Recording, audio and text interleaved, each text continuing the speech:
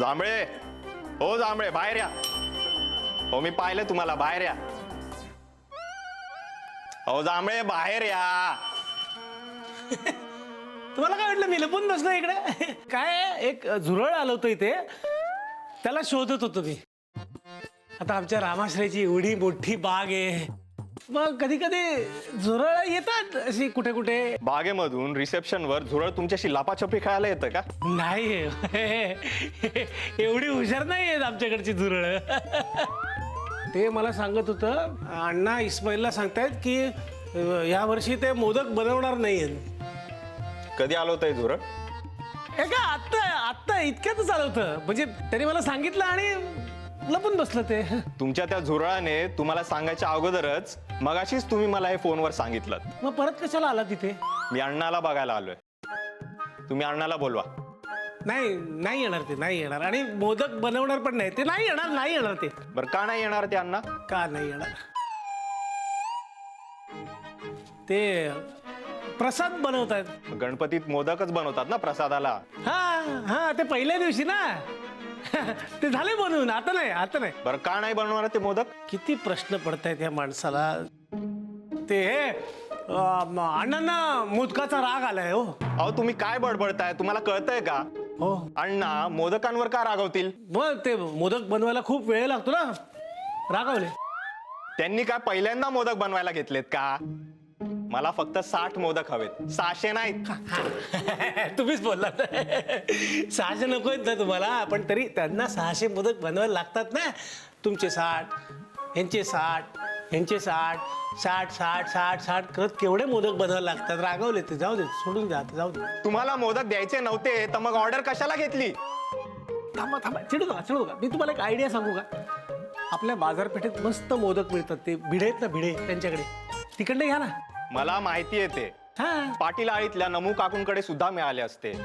हा. पार्वती आजींच्या किंवा सदाभाऊच्या खानावळीत सुद्धा मिळाले असते मला ते मोदक. किती माहिती आहे तुम्हाला घ्या. पण मी इथे यासाठी आलो कारण माझे पाहुणे मुंबईहून आलेत आणि मला मुद्दाम त्यांना अण्णाच्या हातचेच मोदक खायला घालायचे. बस बस बस, चिडू नका, चिडू नका. अजून एक पर्याय आहे माझ्याकडे. काय, आमच्या मोदकामध्ये आम्ही जे नारळ घालतो ना, ते नारळ देऊ का आमच्या बागेतले? हा, द्या द्या तो नारळ. तो नारळ मी घेतो, पहिला तुमच्या डोक्यात घालतो, मग अण्णांच्या डोक्यात घालतो आणि मी मूर्ख म्हणून माझ्याही डोक्यात घालून घेतो. ऐकून घ्या. हे बघ त्यामुळे रामाश्रयत मला असा अनुभव येईल मला वाटलं नव्हतं. हो, ऐका हो, असं नाही हो, गैरसमज झाला तुमचा. हो, हॅलो, ओय, ऐकला?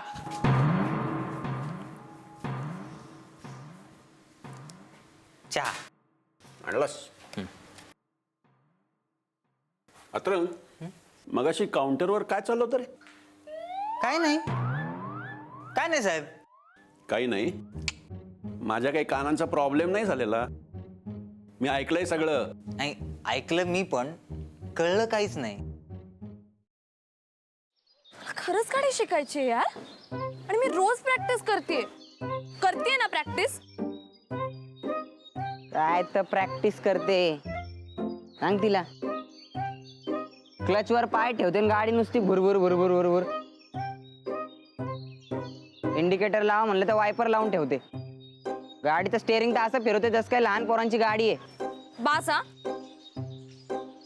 खूप झालं. मी तुम्हाला इथे मदत मागायला आली आणि तुम्ही मलाच डिस्करेज करू नका.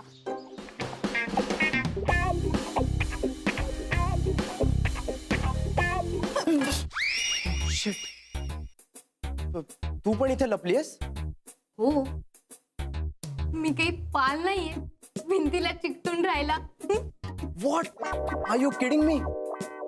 अशा सिच्युएशनला तुला विनोद सुचू शकतो? कसं असतं ना, अशी सिच्युएशन आली की आपल्याला टेन्शन येतं आणि मग ते टेन्शन घालवण्यासाठी विनोद करणं चांगलं. व्हॉट्स से? नाही.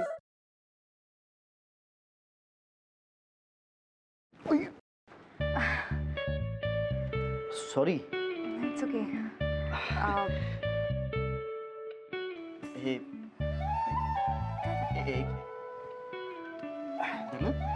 सॉरी.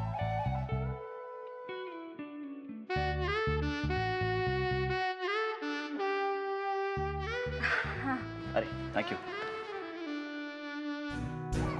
अरे त्या दिवशी ना माझ्या फ्रेंडचा फोन आलेला आणि ती अचानक मला बोलायला लागली की तिला कॅम्पिंग